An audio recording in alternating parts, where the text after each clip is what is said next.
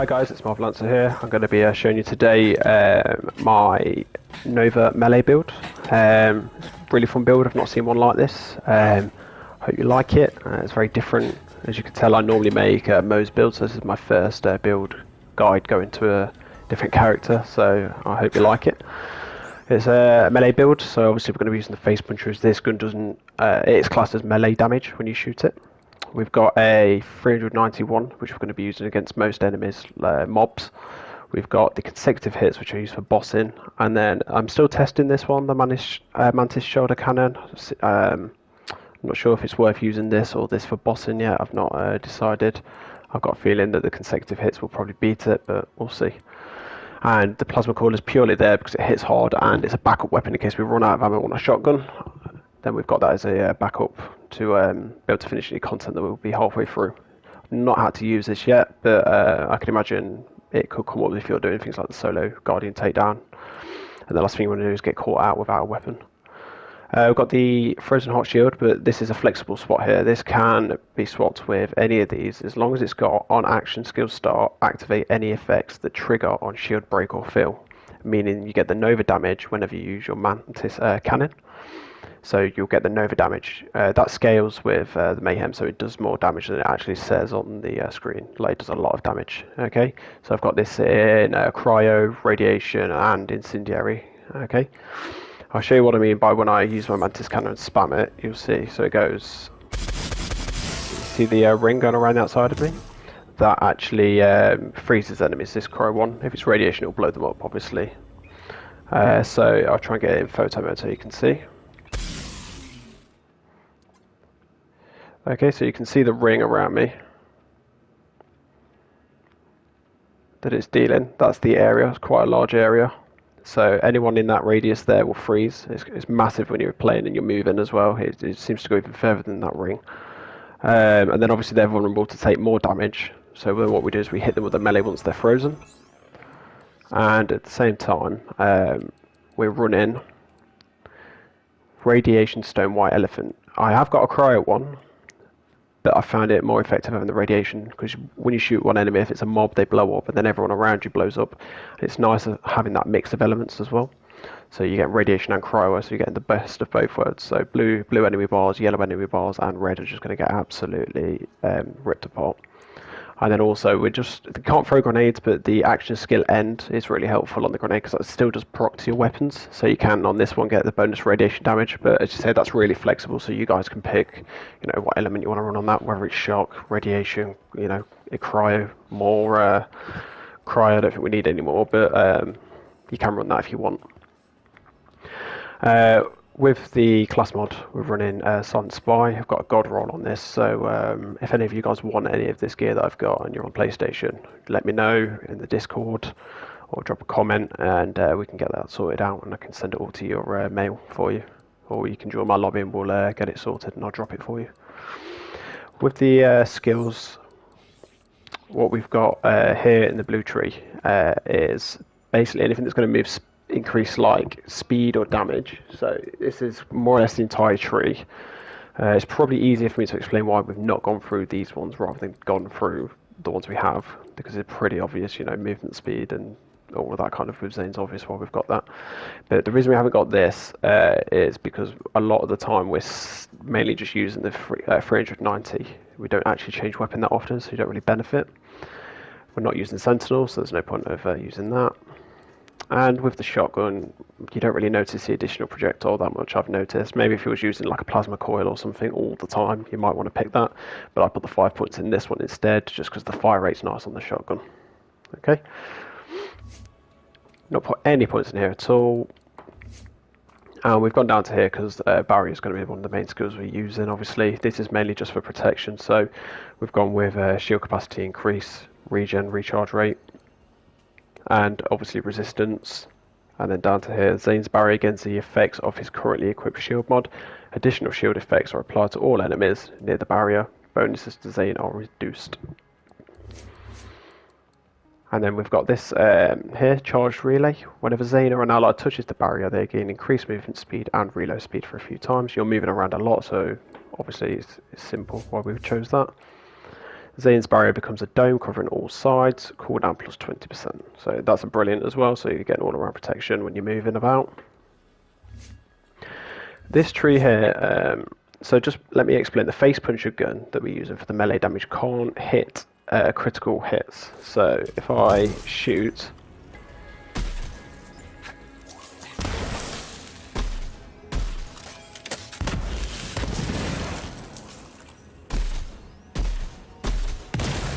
there you can see there. So it doesn't actually hit crits, but what does get crits is the white elephant.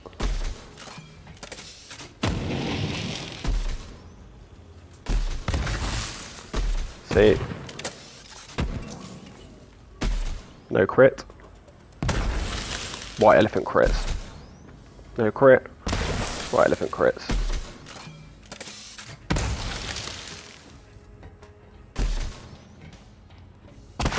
Okay, brilliant. So, a lot of the purple tree revolves around getting critical damage to boost gun damage or whatever else it boosts, but because we can't get it with that, that's why we run the white elephant, so we can get these boosts. So obviously Zane gains increased critical damage. Okay, this effect stacks twice. That's one of his kill skills. Kill skill, Zane gains increased gun damage and skill cooldown. Whenever Zane kills an enemy with a critical hit, there is a chance for 1 ammo to be added to his magazine. So obviously white elephant will proc that. Whenever Zane scores a critical hit, he gains increased fire rate and reload speed, so whenever the white elephant hits, we get this bonus. After activating an action skill or action skill ability, Zane's next shot fired from his weapon deals increased damage. This effect stacks. And last, while aiming down the sight, Zane's weapon deals bonus damage automatically. Apply their status effect when he scores a critical hit. So critical hits, so obviously the white elephant will proc that as well. Okay. Right, so what we're going to do now is take you through the build in the Maliwan takedown. Okay, we'll just run you guys. I'm going to take you through the build now. So starting straight away, we don't want to be throwing our shield down just until we get just into combat, because if you're not damaging, it disappears quite quickly. With this build, you're going to be obviously cooldown really quick. So this bit can be a bit ropey at the start, because obviously just got to get these down. It's not too hard to kill at this range, but yeah, it's not as quick as my other builds that I've made. Right, okay, right, now we can get started to show the build. So what we're going to be doing is spamming the mantis cannon as often as we can, really. So creating these novas like this and freezing everyone, and then what we're doing is using the melee damage and grenades to get the crit hits and finish them off, because obviously they're taking increased damage when frozen. So spam the cannon, 1, 2, dead. Okay.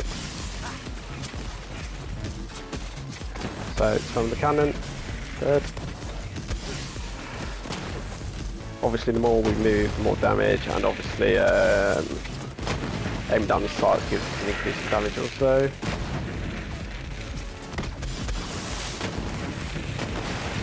Okay, we're trying to hide. You can't hide when I'm running this, because everyone shows up size. And you can see they're just absolutely, I was going to say melting, but they're actually freezing. So just keep sliding.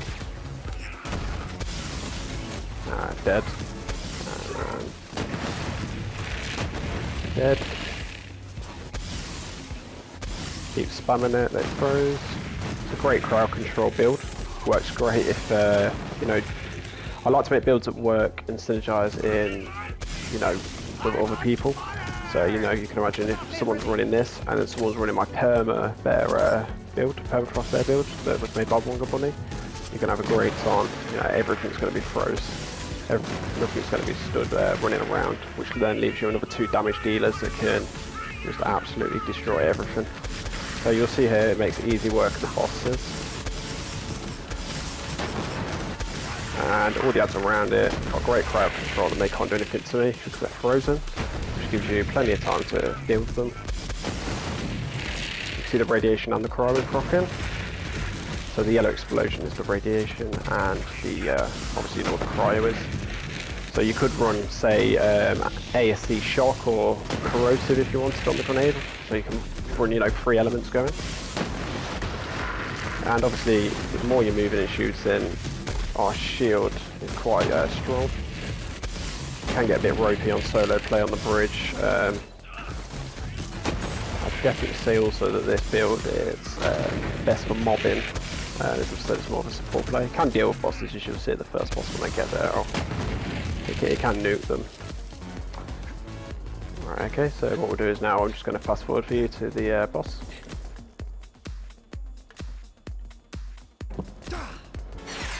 So, press shield down, pick it up, and go. So, straight in, top them down, straight to immune phase, and oh gosh, flung me across the map. So let's go with these ads. So,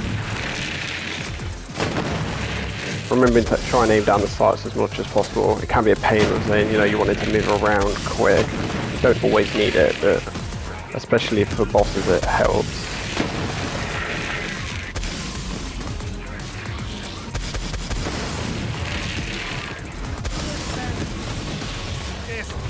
So this one might be where the multiple elements might help. You know, bosses like this where you've got the blue bars and yellow bars in the same fight, and red bars. So if you imagine now, say you had ASC Incendiary, or I don't know, yeah, ASC Incendiary with a cryo and radiation, you know, you've got everything covered then. And obviously if you was running a radiation shield, I'd probably run a cryo buff instead for the cannon.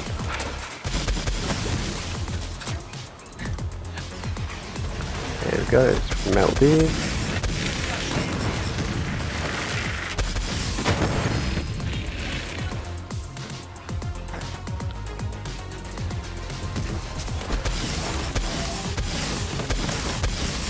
As you can see, it's great for damage.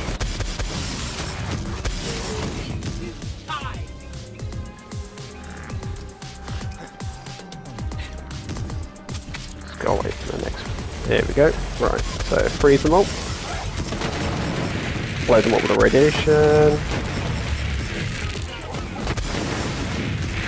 There you go, and they're all dead. I want to state as well, you don't have to have god rolls on all your items for this build to work.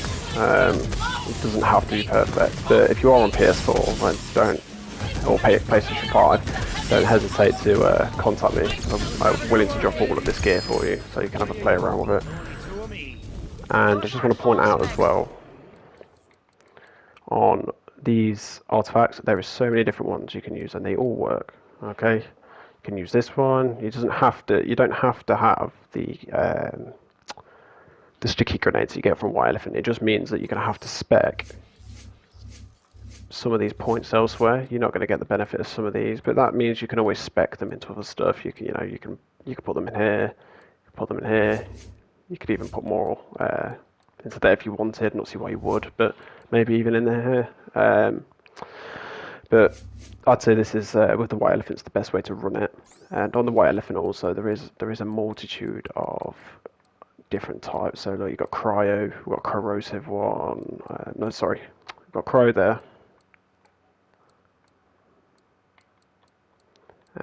We've got radiation, and we've got a corrosive one there. Okay, so you know you can be quite flexible with this build.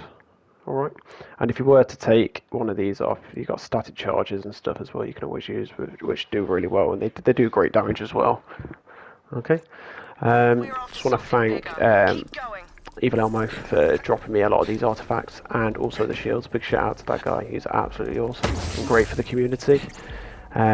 Also want to say thanks to Ray again, you know, she sends me stuff quite often. Okay, and also thanks to Mark for helping me with testing builds as well. Okay, and one big thank you to also Dylan, Gamer Freak. He's a great guy. He helps me all the time testing these builds, running through these with me, seeing if they actually are compatible in co-op or solo play.